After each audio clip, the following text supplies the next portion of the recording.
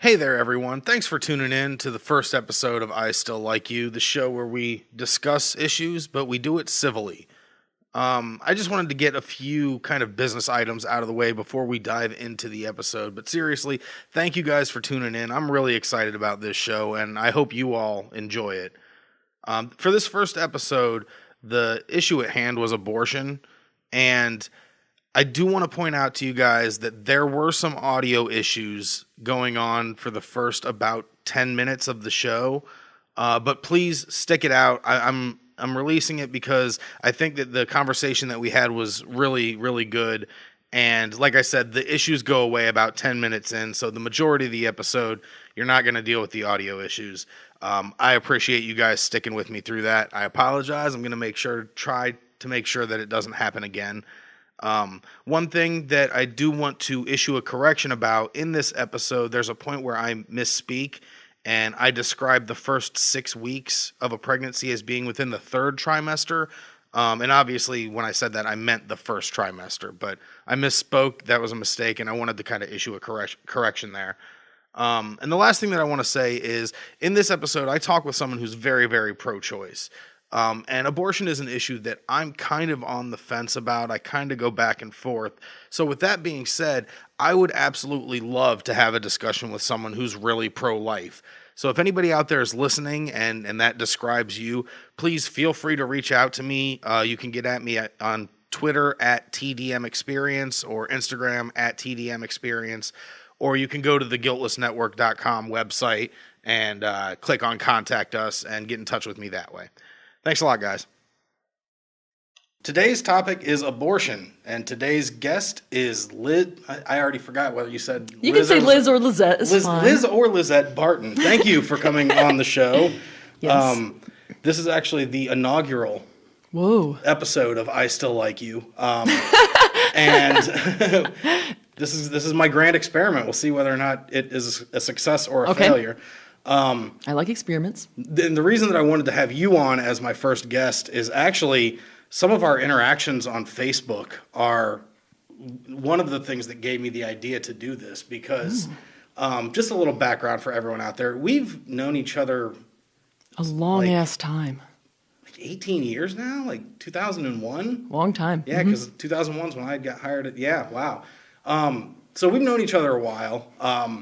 We are about as diametrically opposed politically as two people can get. I would say probably. I am a lunatic libertarian. I am a bleeding heart left liberal. But we are able to, on Facebook, have conversations without it devolving into how conversations on Facebook usually go. Yes. And I think that a huge problem in our country or the world or whatever is that people have kind of lost the ability to do that. I think that we should be able to disagree without being shitty to each other. And so that's what I'm trying to do with this podcast. Okay. And since we have historically been able to do that, that's why I wanted you to be the first guest. All right. So we'll go ahead and get into it. And I've planned a structure. Like I said, this is the first episode, so this might be a good structure. It might not. We'll see. All right. The first thing that we're going to do is we're going to take turns explaining our position. Okay. During this time, the other person is allowed to ask clarifying questions only. For example, you can say something like, I don't know what that word means, or does your position include blank? But you can't say, well, have you seen this study that refutes that? We're giving each other an opportunity. So I can't say, you idiot! Well, we're going to get to why you can't say that. But no, you cannot. Okay. All right. So this is, you have as much time as you need to explain your position. And the guest is going to go first. So when we get done explaining the rules, you'll explain your position on abortion. I'll explain my position. Okay. And then after we have both done that, we're just going to get into the discussion. And once that happens, anything goes, as long as we adhere to the following 3 rules. Okay. Rule number 1, no assuming motive or intent. So, for example, we're not allowed to say something like, you only think that because you're racist. If you suspect a motivation from the other person, simply ask them, why do you think that way? Okay. Rule number 2, no yelling or insulting. This means serious insults. We're human beings. Sometimes bust each other's balls or whatever. That's fine. But No, like, you fucking idiot. Yes. Yeah. No, I won't say it. Yes. And number 3, we end the show by each of us saying to the other, I still like you. Do you agree to these rules? I agree to the rules. Perfect. All right, so let's go ahead and get into it. Go ahead and state your position on abortion. I am vehemently, adamantly pro-choice because I think that there is nothing that means freedom more than body autonomy. So I just feel very strongly that this is a decision that a woman needs to make by herself, based on her own reasons, whatever they may be. It's not up to a state legislature or a federal entity or someone else in her life. So my position is just that. It is the very basis of freedom, is your control over your own body. Okay. A couple of clarifying questions. Yes, please. So when you say pro-choice, do you mean, are there any limits to that? Meaning first trimester, second trimester, third trimester. Is it okay up to the point of birth? Well, I mean, that's not happening really, but... No, I know. Okay, I'm just, I would say no. I feel like there's lots of reasons, like medically, that you can do it way into a pregnancy, but then also I just feel that it's up to the person doing it. It's not, I don't have anything to say, I don't put any restrictions, I guess, like, or rules. Okay. It would be up to that person. Okay. And another clarifying question. Yes. Do you believe that it should be taxpayer funded? No. I mean, it's healthcare, so I guess that I don't want to say no, definitely no. Yeah. But I feel like most things that would be considered, I don't know, like I'm trying to think of other things that could be similar, but I can't think of something. I mean, if I'm paying into my health insurance, then I don't see why. Let me put it this way. Then. Okay.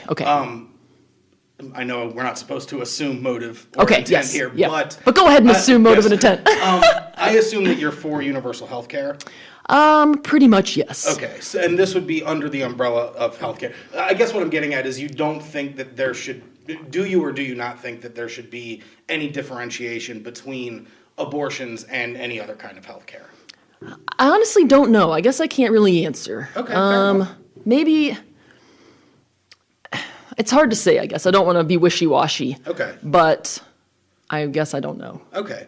I guess it would be hard pressed to say what can and cannot be covered. Like what hits the mark and then what would not hit the mark, I guess. You're kind of making the argument for why I'm libertarian on a lot of things. Okay. No, I honestly think that we might actually agree on a lot with this topic. Okay. Are you done explaining your position? Anything else you want to say? No. Okay. My position on abortion, first of all, I absolutely hate the terms pro-life and pro-choice. You're allowed to interject. I hate also the term pro-life. I prefer to say anti-choice. I prefer to say pro-abortion and anti-abortion. I don't like how.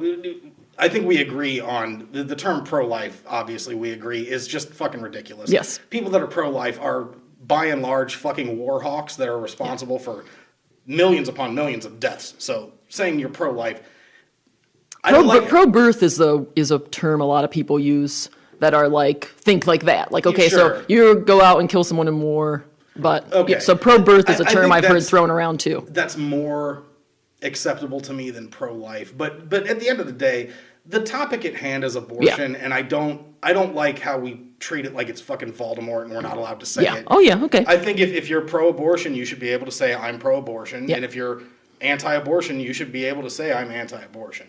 Okay. I always, now that I've said all of that, I've always kind of considered myself pro-choice. I've always kind of considered myself pro-abortion with the caveats that I don't think that any taxpayer money should ever go. For anybody listening, you already know. I don't think that I don't think taxes should exist. I'm that fucking loony with my libertarianism. But even if they do, I don't think that any taxpayer money should go to paying for abortions. And I also think that, to your point earlier, you talked about the late-term abortions not happening that frequently. And we can get into that. But I don't know where the line should be drawn, but I do feel like there is a line in pregnancy when it becomes not okay. Yeah. And culturally speaking, Okay. talking about abortion, I can't get on board with how it's kind of celebrated by some people. I think, to kind of sum up my position on abortion is, I think that if you do it early enough, it's fine. But it's also a bad thing, which isn't to pass judgment upon the people that are doing it. Like if you have to go in and get a tumor removed, that operation is not a good thing. I kind of have the same view on abortion. So I get annoyed by people who the whole shout your abortion thing, that kind of stuff annoys me. So it sounds like we're both kind of, neither of us would ever describe ourselves as pro-life. No. I do think that there is kind of a more radical portion of the pro-abortion crowd that would see my views, not wanting taxpayer money to go to it and wanting to have limits on, how far into the pregnancy you could go, would see that view and say that and would call me pro-life. So yeah, I think that's where we're at. So I think we've very well laid out our positions. Okay. So where do we disagree? Okay, so here's an example of something that's going on in Ohio right now, right? So you say early enough. Yeah. It's okay, right? Okay, so this heartbeat bill stuff is happening right now. Yes. And just for anyone that doesn't understand this, right? So fetal heartbeat is detectable at 6 weeks. Genetic testing can't be done until 10 weeks. So basically, and this also has no, I don't know what the word is, but no restrictions for any of the things that we always associate with abortion, like rape or incest or things like that. So this is just totally, after there's a heartbeat, that's it. But like I said, genetic testing can't happen until 10 to 12 weeks. Deeper testing, like where they take out amniotic fluid for like serious mental or physical defects, that isn't until 15 to 20 weeks almost. So sometimes when we talk about later term, I think there's a lot of examples where women have what will be basically a non-viable pregnancy, or they can give birth to a baby that's going to die within hours. And not to say that happens a ton, but it does happen. And for in Ohio, if this law was to be passed or whatever, which I think would probably be challenged in the Supreme Court, blah, blah. Yeah. But it basically is saying, like, hey, you have your fetus has no brain, it's not going to develop a brain, it's going to die within 10 hours, you have to have it anyway. No one's going to help you pay your medical bills for that or deal with the crippling grief that is going to have, too. Yeah. So I feel like people say stuff about late-term abortion a lot, and they just think that it's like women who are like, well, I'm 30 weeks pregnant, I don't want this baby. But that's not the case typically. It's more like things like that. And those are hard decisions for people to make, especially because normally those people are people that want to have kids. And then they have to terminate or consider terminating. When you say normally those people are people that want to have kids. So maybe they've planned to have kids, and it's taken them a while to get pregnant, and then now they're pregnant, and then it's like... But do you mean, when you say normally, do you mean just people in general that have abortions, or people that would be affected by this heartbeat bill? People that would be affected by not being able to get a later term one, if in fact, like lots of times those people be candidates for that, which I just talked about. Those are people that are trying to have kids typically. Okay. So that's something about just late term stuff. Okay. And I think, in my opinion, this is where my position is iffy. And abortion is an issue that I go back and forth on a lot, because a lot of it is predicated upon stuff that we can't really quantify. Oh yeah, for sure. And so I can't tell you definitively where I think the line ought to be. I think that I probably agree with you that the heartbeat bill makes that line way too early in the pregnancy. Because you said 6 weeks? 6 weeks is when a fetal heartbeat can be detected. And now in Ohio, too, so they've been chipping away at abortion law in Ohio, and it's one of the states... Actually, real quick, can I interject here? Because I have a question. 6 weeks into a pregnancy, you're a mother, you have 2 children. Yeah. I'm a dude, I don't have any children. I've never had to deal with any kind of pregnancy issue or anything like that. How deep into the pregnancy do you generally know that you're pregnant? Because people can easily go 6 weeks without knowing. Oh, right? Absolutely, for sure. So if you're like a person who's really trying, like we were really trying the first time I got pregnant, so there's all this stuff you can do, like tracking your cycle and taking your temperature and all that kind of weird stuff. So then you can like tell when you're ovulating and then blah, blah. So with my first kid, I pretty much kind of knew, well, I got pregnant before her and I had a miscarriage. And so at that point, we had gone to the doctor. The second time we went back was around 6 weeks, and there was no heartbeat, and I had miscarried. With her, we knew it was happening.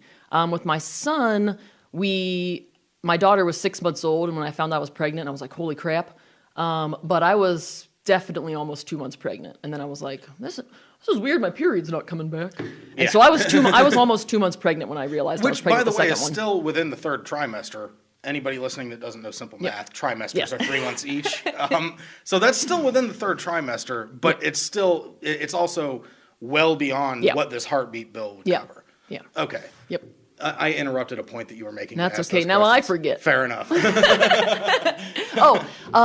So when you're saying about a line, right? So this is tough. So I think there is a point where now with more really impressive modern medicine, right? A fetus can be viable outside of the womb a lot earlier, right? So I have a friend who recently had a baby way early at like 23 or 24 weeks. So the baby has been in the intensive care unit, still is, since, it's almost 3 months now. So it is viable, right? So I think it is tough to talk about that. Granted, this fetus could not survive outside the womb without all of these tons of medical interventions, right? But so I don't know. I guess I'd struggle with that line too. A counter to that, though, I think would be that an actual full-to-term baby it can't survive. Can't survive. I mean, correct. I'm trying to think of what the actual age a child would be that they would actually be able to survive on their own. You're right. That wasn't bad. I guess. Well, no, it's good to bring up because it's something that both sides of the argument talk about. Yeah. Fetal viability. Okay, but I guess I would say, in talking about that, like what the cutoff is, I can't say. I would hope that someone would make that decision early in the pregnancy, right? Unless it is like an extreme case where there's some kind of mental or physical defects, right? But I also can say that I don't know what's going on in that person's life, and like I couldn't judge their decision, I guess, even though I would hope that women that do want an abortion, they seek one out as early as possible, right? So one of the things that I struggle with, because one of the first things that you said when explaining your position was the idea of bodily autonomy. And as a libertarian, I 100% hardcore agree with bodily autonomy. Yeah. One of the few things that we actually do agree on would be the war on drugs. Oh, yeah. If someone wants to put a drug into their body, they should fucking be able to, and we shouldn't lock them in a cage for that. So I'm all about bodily autonomy. The tricky part when it comes to abortion, though, is I think that a case could be made that at a certain point you're no longer talking about the body of the woman. There is a separate body at play, and that would be the body of the infant. Yes. I guess still I would say that the person that's actually like living and breathing and is a human is the woman. So I feel like when we start subscribing all these rights to fetuses, we're starting to ignore the women that are carrying them. And I think that the people that are very, very, not our term pro-life. Yeah, we'll use the terms pro-life. A lot of them talk about, life beginning at conception, and that's when you start being responsible. But again, like that's still, I don't know, it's just we just kind of push these women aside and say, well, you don't matter anymore. What you're growing and incubating inside of you is more important. I don't know if that's, I'm not going to say. I will say the point of life beginning at conception, while I don't really agree with that as a justification for outlawing abortion or anything, it kind of is the only logically consistent position to take because of how difficult it is to pinpoint. Yeah. If you don't take that position, where does life begin? Right on. And I feel like I don't want to say it's a lot of people make an argument like it's just a bunch of cells, but I mean it's going to become a human if you let it. And technically, we're just a bunch of cells. So yeah, I don't know. I guess my main thing is just that it's not up to me, right? It's up to whoever is may or may not make that decision. So, and this kind of spirals off into. I'm not assuming motive or intent here because I know you personally, but I'll say with a lot of progressives, people on the left, they talk about abortion and they talk about bodily autonomy and personal choice, but then when it comes to a million other issues, that flies right out the window. Well, I think it's hard. I guess we would have to say examples, but I think it's hard for someone to be 100% on anything, right? So I feel like there's always things that, I don't know, I can't think of an example right now. I guess I'm in favor of the death penalty for some people. And that's something that lots of people assume liberals are against. Oddly enough, I'm against the death penalty. Oh, okay. Yeah, all right. Ooh, interesting. I feel like this entire podcast could just be me and you talking about topics. But, what the fuck was I going to say? Okay, so the example, when you want to talk about choice, I would say most people on the left, and I think that you would fall into this, but I'll let you say whether or not, would, in the case of, where the fuck was that dumb bakery? Indiana or whatever? Okay. Yeah. The gay cakes? The gay cakes, yes. Which is hilarious that it would piss that guy off so much that they're being described as the gay cakes. Yes. But my position is it's his choice. I think that a lot of people on the left would say that it's not his choice. I feel like it's a stupid choice. I would agree. I guess the line too. Well, then there's also there are discrimination laws already for race, right? So if you're going to say I'm not going to bake cakes for Asians, what are the laws there versus I'm not going to bake cakes for gays? That spins off into. I really lost control of this. We're getting way off in the woods. Abortion, what? Gay cakes? Abortion and cakes. That's the name of this episode. Abortion cakes. Ugh. Ugh. Oh, God. No one wants to eat those. Pro-life or pro-choice. That's where we all come together. That's where everyone comes together. What were we talking about? We were talking about gay cakes. Things that liberals want for choice. They're Okay. So and this is why I think I need to cut off this tangent that I set us upon, because talking about discrimination laws and stuff, that's another huge podcast. topic that I don't agree with anti-discrimination laws. I think discrimination is bad, and back to something that you said about it being a stupid choice. I think that a lot of bad choices and stupid choices should still be legal. Yeah. But that's neither here nor there. So let's get back onto abortions. So culturally, what do you think of the shout your abortion people and people like Lena Dunham came out and said that she hadn't had an abortion but she wished that she had, stuff like that. What do you think of that kind of? I feel like the only reason people are doing that is because we've reached this critical point, and it's like, hey, listen, I'm your friend, or I'm your daughter, or I'm your sister, or I'm your mother, and I had an abortion. So I feel like we've reached this point where no one wants to. People think that it's happened. People know that it's happening, but they think that no one close to them has had one. So I think it's just at this point where now women are finally being like, hey, man, listen. This is a lot of us have done this, and it's like telling people whatever, telling your story, I guess, or making it known means that you don't feel it. You're not going to feel guilty about it. Maybe you have felt guilt. I assume a lot of people do. And actually, I do want to interject there. I think that a lot of people on the pro-life side kind of have this idea of these callous kind of just rash use it for decisions. Birth control. She's had 8 abortions. And the fact of the matter is, look, I think that a large number of abortions are done out of convenience, meaning people don't want to have children and that's why they do it. That being said, I don't think that in most cases, I will say the overwhelming majority of cases, I do not think that it's a decision that's made lightly. No. Even for people that are doing it out of convenience. Oh, no. I would agree. to that point, what do you think most abortions, do you think most are done out of like medical necessity or out of convenience or? Well, I guess I don't like the word convenience, because there are lots of factors in not wanting to have a kid, right? So I think some of the choices are made to not become a mother, but it's not just like out of convenience. It's about a lot of other things, like, I don't know, I can't think of a great example. There's a lot of examples, I guess. Well, let's go into what are some of the reasons that women would have an abortion.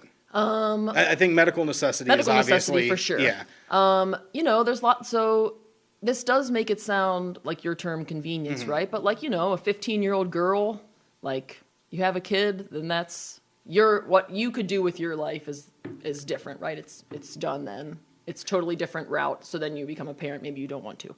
Maybe that actually brings up a very interesting thing that I hadn't ever really considered, because at 15 years old, let's go ahead and assume that there wasn't like a crime that took place. Let's say a 15-year-old with her 15-year-old boyfriend both decided to have sex and got pregnant.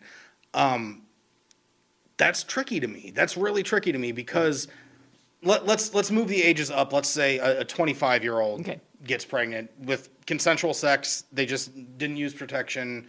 They got pregnant. I think that I would call that out of convenience. Okay. When you're talking about a 15-year-old, it's difficult because first of all, at that point, your brain's not even fully developed. You've got another decade to go before that happens. Legally, you're not seen as an adult. Society does not see you as someone who's able to make these kind of decisions.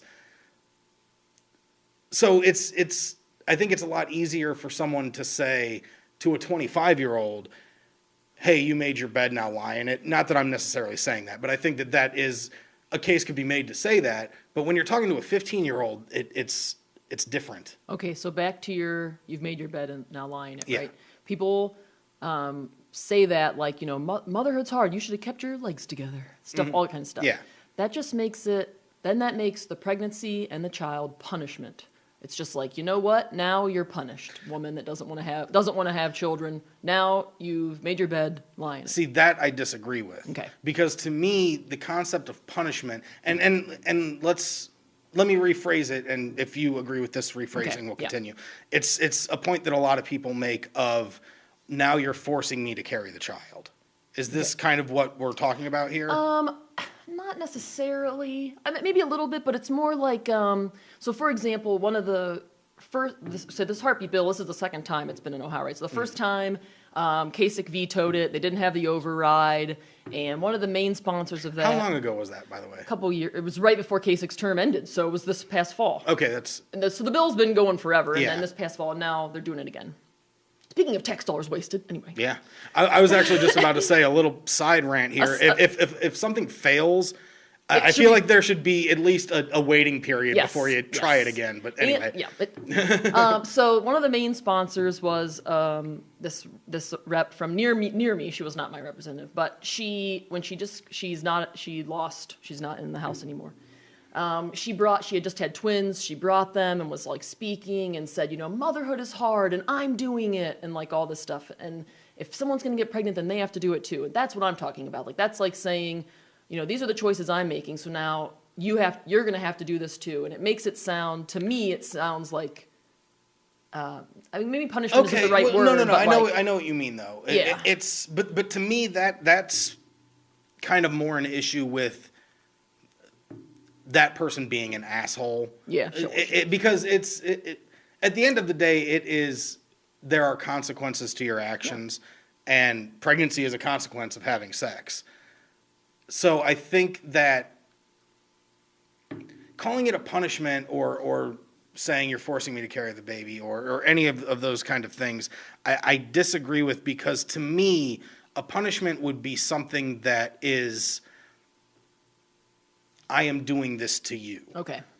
I didn't put the baby inside of you. I didn't force you to have sex. Again, just kind of an asshole way of saying, deal with the consequences of your actions. Maybe. Which I think is a legitimate argument.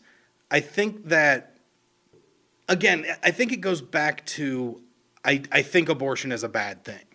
I do not think that whether something is good or bad should have any bearing on whether it's legal. I don't think anyone thinks it's this great thing. That's the thing, though. I think that there are people that act like it is.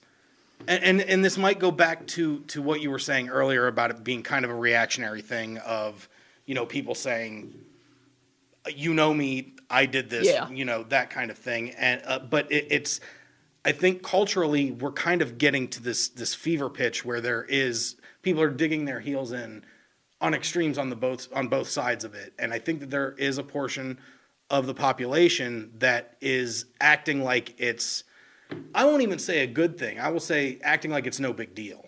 And I think it is a big deal. Whether you think that it should be legal or not, it's heavy. It has an impact on people, and it is. I almost use the phrase "easy way out," but that's so not accurate to what I'm trying to say. It's a way of skirting consequences to your actions, which I'm not necessarily against, but I think that a lot of pro-choice people, if I said that to them, that would not be met well. No, probably not. No, you're right about that, Dan. Yes, you are right. Don't go saying that to people. And I guess that's the cultural aspect of it is what I've been thinking about a lot lately. Maybe it just was like such a almost shameful thing, and so that now when we've reached this point where like states are doing stuff like Ohio, and there are other states where, I forget, is it Mississippi or Missouri maybe, only has one clinic in the entire state. Like when we're getting to a point like that, maybe people are just so like cripes people that that's where it's coming from. Maybe not. I don't know, but that's... Well, if there's a state where there's only one clinic, why don't pro-choice people pool their money together and start up another one? Okay. Yeah. I guess say that about anything, I guess. I would say that about anything. Yeah, I know you would. But I guess that's not your problem to solve. I don't know. I will say I don't think it's a good idea to. I definitely don't think, even if we were to outlaw abortion, which I'm not entirely unsympathetic to. I know you are entirely unsympathetic to it. I'm not entirely unsympathetic to it. But even if we were to go that route, I don't think that the woman should ever be the one punished for it. I just don't think abortions would stop, right? So They definitely would not. Abortion didn't start in 1973. No. Right? So it would just mean abortion didn't start with America. No, women have been terminating pregnancy basically since you could get pregnant. Since you could get pregnant. Yes. With a variety of successful and unsuccessful methods. So I feel like a lot of this, when people say about outlawing it or making it more difficult, I think it will make some people that are poor will be more difficult. Maybe they'll just have kids, or maybe they'll resort to methods that, like at-home methods. People that are rich, they'll never have a problem. They will just go get abortions they don't, because rich people, they'll just do it. With just about everything, rich people will not have a problem. No problem. And I want to go on record, I am not anti-rich. I'm not an eat the rich guy, but it would be intellectually dishonest to say that they have a lot of problems. No, they have no problems. Yeah. And when they say they have problems, they are not real problems. Right. So I think women would just go back to what they used to do, which is going to doctors at back alley clinics. Home things like drinking and eating certain things, throwing yourself down the steps. God forbid, wire hangers and vacuums. Like, that shit really happened. Yes, yeah. And I in no way can argue against that, because it's the exact argument that I use when I talk about the war on drugs. Anytime you outlaw something, a black market will pop up if there is a demand for it. Yes. I will say I don't know that that's a legitimate argument for or against abortion being legal, because one could say, if there is, I'm trying to think of a good example. Maybe I'm wrong. Maybe I'm wrong about this. I was going to say something becoming more dangerous because it is illegal. I don't think should have any bearing. That shouldn't be an argument for whether something should or shouldn't be legal. But I can't come up with a good, you know what, I can see this point. I'm talking out of my ass and I don't know what I'm saying. You win that point. I'll take it as a win. I guess even still, I feel like everything that we've said so far, I still feel like if someone thinks that's the right choice for them, then they should be able to do it. Okay, fair enough. All right, let's talk about, because there's been a lot of controversy about the bill. I think was first in New York and then a similar one in Virginia that have Republicans up in arms about. I can't remember the specifics of the bill. Late-term abortions, removing protections for fetuses that basically survive abortions. What are your thoughts on this? That's heavy stuff. It is. I don't know. I don't know and again, what those... Again, I do want to point out here, this is not the majority of abortion cases. Pro-life people love to point out that the rape and incest thing is a tiny minority of abortions, but they conveniently forget that late-term abortions are also a tiny minority. Yeah. So in the interest of honesty, this is not something that is running rampant around the country. So is this like... I don't know the legislation. I guess I would have to look it up to know about it, I guess. But like I said earlier, I would just want people to do it soon enough, like when they know they need to. But a lot of late-term stuff, even if like this fetus survives, a lot of those are for like medical reasons, right? So I don't know. I don't know what people are getting, who gets one that just doesn't want to have a kid and they decide at 30 weeks. Does that happen? I don't know. If I had to guess, I would say it probably has happened. Probably has happened. That's not to say that it's why it usually happens. Yeah. I think that a big reason that people were getting up in arms about it was, I think it was a representative, maybe a state senator or something in Virginia, when asked about the bill, said that it basically legalized abortions up to the minute that the baby would be born. I mean, that's what would even be the point then, right? And also the other thing about it was it removed any kind of medical necessity. It was basically for any reason. And then right after that, the governor of Virginia came out and made some statements on a radio interview. I don't remember the exact statements, but essentially the way that he worded it was weird. I think that it was a case of him just not being great at wording what he was trying to say. But basically what he said was, if a baby's born, we'll make it comfortable and then have the discussion of whether or not, or of what to do with it. Right. I think that sounds very bad wording. Yeah, that's what I think. And people kind of pounced on, I hate using the term pounce because that's not whatever. But people kind of pounced on this and said, "See, this is an example. This is what pro-choice people want. They just want to kill babies." Yeah. I think that it was probably him trying to make a point that he failed at making very well. Yeah. But the point still stands that the legislation in Virginia would open up for up to the point of birth abortions without medical necessity. That I can't get on board with. Yeah, I don't know. But again, the tricky fucking thing is, so where's the line? Yeah. And I don't know where I draw my line. Yeah. I feel like it's up to the person that's going to have the abortion to draw their own line. But I just can't believe that people are having them that late when there's no medical necessity. There's no tests. Like, you can see what's happening with a fetus very well, right? So I just can't believe that it would be for no reason. And it's not like a serious mental or physical defect, or like the baby will die when it's born, but I just don't. Okay, then I don't know. Then this actually is a problem that I have with a lot of legislation. Why write the legislation that way? Yeah, I don't know. My other problem with legislation is I might be misrepresenting this legislation. This is the understanding that I've had of it based on what I've seen. I don't know about it. So I try to read proposed legislation It's all so the hard. time. Right. And anytime I see a story and people have strong opinions about this legislation came out, Go to I'm the like, original source, nice. this But you can't understand it. Exactly. That's what they want you. That's why they write it like that. Well, look, I'm smarter than the fucking average American running around, and I can't make heads or tails of it. Yeah, So that's tough. no fucking wonder we're so divided as a country. Yes. People pick which team they're on. Oh, yeah, always. I want so badly to say, okay, let me go look at the law in question. I can't fucking understand it. No, it's very difficult. Yeah. The heartbeat thing, I looked at the PDF today just for this exact reason, Mm-hmm. and it's like 50-some pages long. And I was like, cripes. Yeah. What the fuck are we supposed to do with this? Can I get it in 2 pages?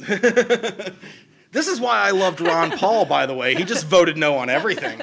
I'm for that. Just vote no on everything. Fuck it, vote no. All right. I think that we actually agreed more than I thought that we were going to coming into this. Okay. Because you describe yourself as very, very staunchly pro-choice, which Yeah. you are, obviously. But I think that and I think that this is actually something that people need to hear. Yeah. This is what an average pro-choice person is like. Yeah. You're not a fucking monster that's like, just fucking kill him. Just kill him at any point during the pregnancy. I just want him dead. Like that's no, you're no one wants that. you have a reasonable kind of, yeah, some of this is a little iffy, but this is where I land on it. Yeah.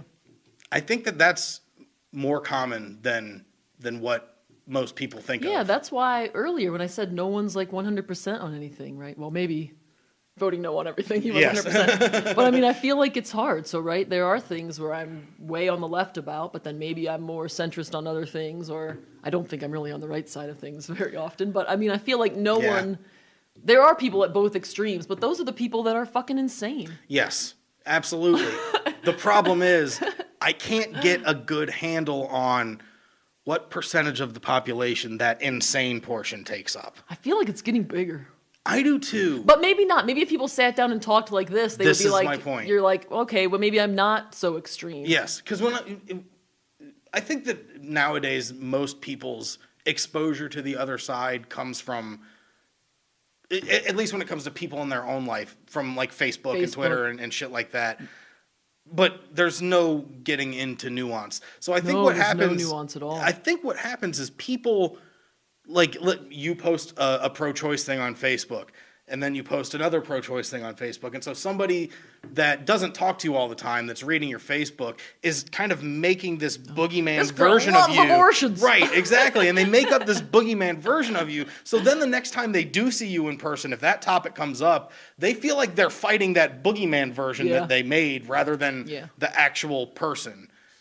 Yeah. Which is kind of exactly why I want to do this podcast, because, and why one of the rules is no assuming motive or intent. I mean, it's. Most people don't talk about things like now, right? So when things are polarizing, like the classic example is always like Thanksgiving dinner. Like, don't talk about it because, you know, crazy me on the left is going to fight with crazy Uncle so-and-so on the right. So, but I feel like it's okay to talk about things as long as you're respectful about it. Like, 100%. I've always hated the don't talk about politics or religion. Yeah. Both of those, actually, those are two things that kind of define good portions of people. Like, it's like a good portion of your personality. Right on, you're totally right. Yeah. So, but there's no reason that you shouldn't be able to discuss those without being civil, or at least I think so. But again, people like you and I are smarter than the average dipshit American running around. All right. Well, is there anything else that you would like to talk about in terms of abortion? No. I don't know when this episode is going to be coming out. I still have some work to do, but I will give you the platform of tell people if they want to contact their... Oh, yes. I'm all about... This is my new thing because I feel like... And for the record, I don't give a shit about any of this. Dan doesn't give a shit about any of this. So that's why I don't even know how to frame it. This is just me. This is, since just within the last few years, I have realized that cripes, I get mad about things, but like, I'm not even... telling this to the people that vote and make these kinds of decisions, right? So now I contact my Ohio House senator and my Ohio House rep and my Ohio senator, and I contact Senators Portman and Brown all the time. And I was emailing Kasich like every 2 weeks, and now I'll probably be emailing DeWine. But I feel like it's, even if you know that it just like, their aide's going to read it and sign it, whatever, and file it away, it still happened. And I feel like if you have to like tell the people that are representing you how you feel about things, to be involved in just in the democracy and how things happen. Maybe no one reads it, but maybe they do. So I would say if this will probably be up for next Tuesday, so I don't know if your episode is going to be done by then, but it most certainly will not. But yeah, for future reference. And speaking of, we were talking about earlier about just tax wasted on this bill, right? So the Ohio House talked for like 6 or 8 hours this week on just this. That's all of our taxpayer money going to pay these people that could be talking about things like so many things that are important. But anyways. So the vote will probably be Tuesday. By the way, you don't think any of that? No. My silence on that was actually agreement, because anytime you talk about wasting taxpayer dollars, I'm going to agree with you. You're going to agree. I don't ever want them to do anything, so I agree with you. So yeah. So anyways, I've just been encouraging people who feel like this heartbeat thing is, a stupid thing for Ohio to pass.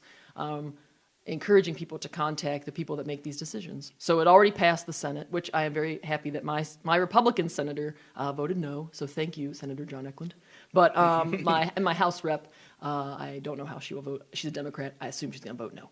Probably a safe bet. Yeah. But anyways, I would encourage people to contact representatives about any issue. Also, that is bothersome or worrisome, because they're supposed to listen to you. And here's the thing. Even if this heartbeat bill gets struck down and it doesn't pass, they've shown they're bringing it up.